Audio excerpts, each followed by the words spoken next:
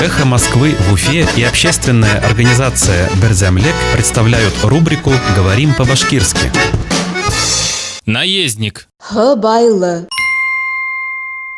Наездник утонул. Хыбайлы батып үлгән. Наездник утонул. Хыбайлы батып үлгән. В Башкирии наездник соскользнул с лошади и утонул в реке. Башкортостанда Хыбайлы аттан елгага шыуып төшеп батып үлгән.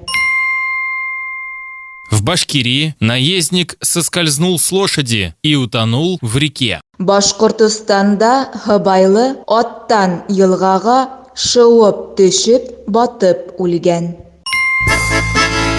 «Эхо Москвы» в Уфе и общественная организация «Берзямлек» представляют рубрику «Говорим по-башкирски».